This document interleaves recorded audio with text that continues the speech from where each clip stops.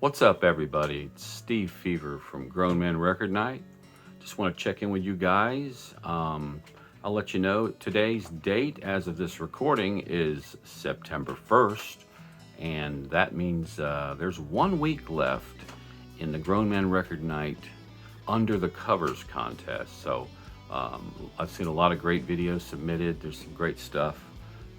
So I think there's 1 week left to get your video in for a chance to win $100 is the top prize, and there are some prizes for second and third place, but don't miss out on this. Don't pass it up. Basically show us some albums that you bought based on the cover itself without even researching what it sounded like or what it was, or if you were familiar with it at all. So it's interesting. I'll say that I don't do that a whole lot anymore because I can't afford to do that a whole lot anymore.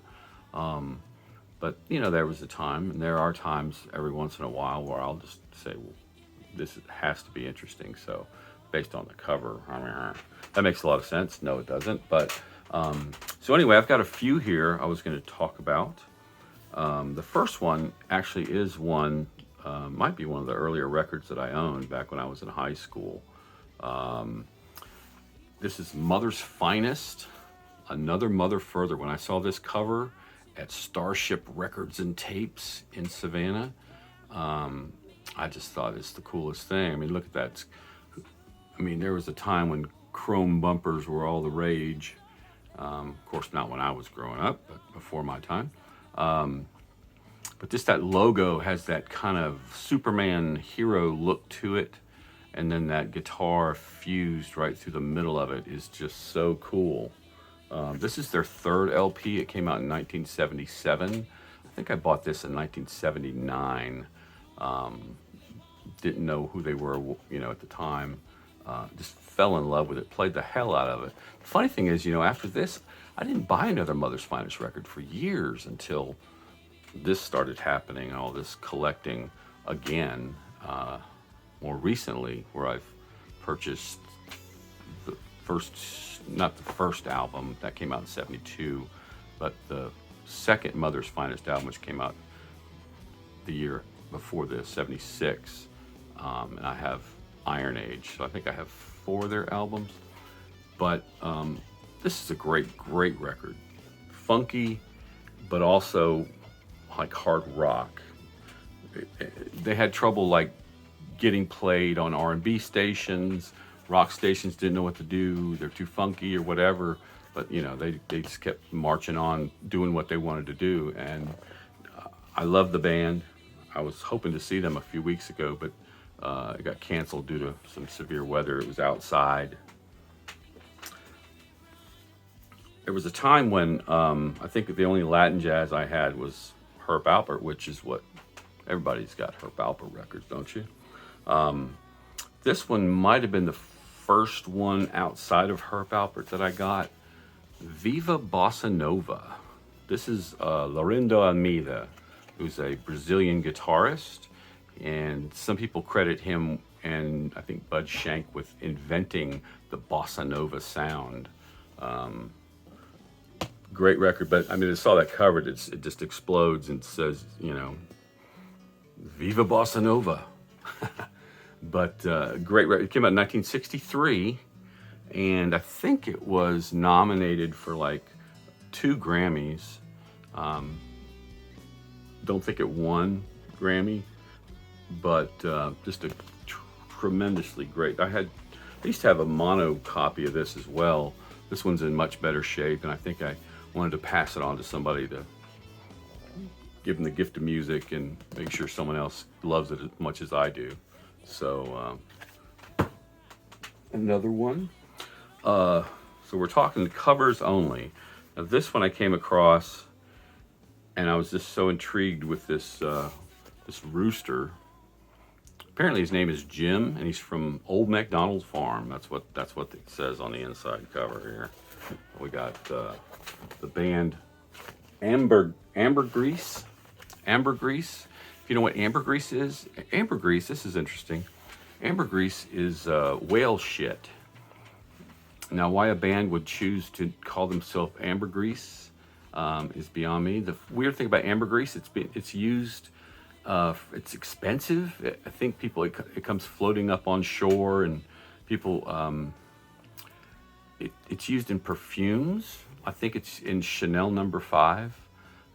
I think it's also in some cigarettes. Maybe it's one of those weird items that shows up in cigarettes. But I don't truly know what ambergris is besides it being whale shit. This is a horn rock band like Blood, Sweat, and Tears.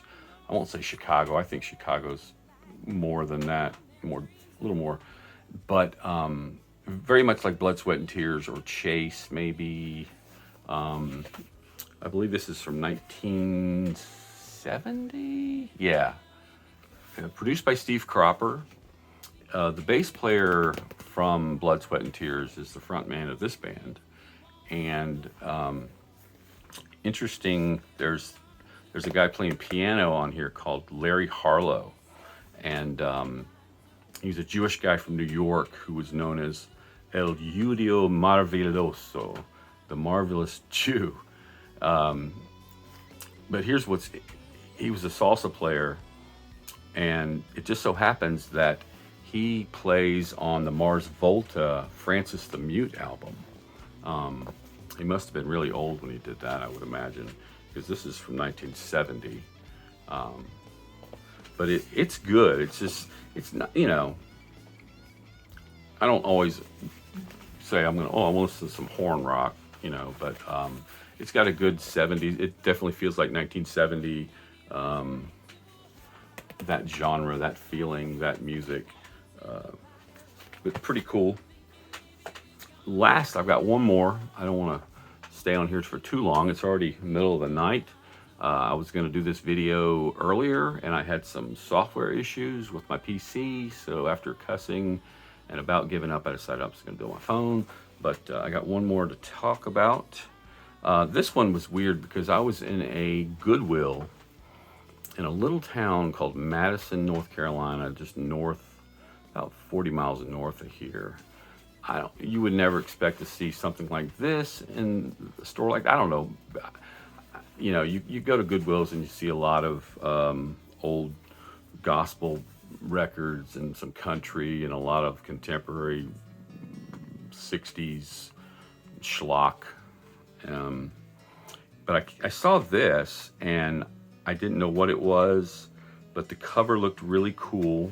It's got this kind of pattern thing on it, and the band's called Ariel M.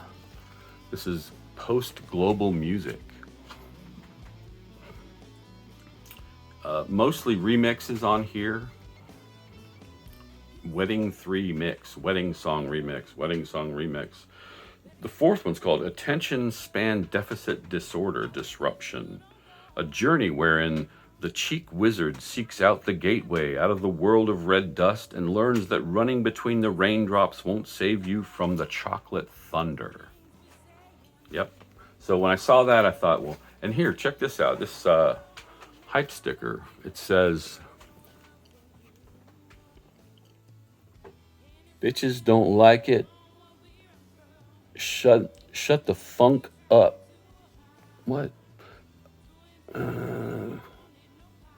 Bitches don't like it can shut the funk up. That's not a funky record, but I was like, yeah, and it's like a 180 gram too. And like I said, a little Madison, North Carolina Goodwill. The artist turns out is a guy named David Pajo, who is a guitarist mostly. He's played with a lot of groups. A band called Slint. He's played with Stereolab, the Yeah Yeah Yeahs, Interpol. He was also in Billy Corgan's Zwan for a few years, playing bass and then guitar. But this is mostly electronic, which is really cool.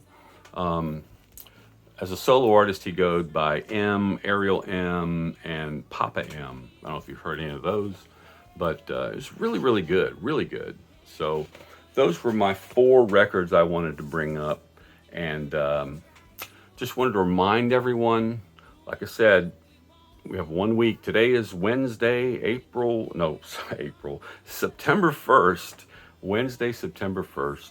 And on September 8th, this contest ends. So please do not wait any longer like I did and get your video done, submit it, and good luck to you. There's going to be a drawing for $100. Thanks for watching.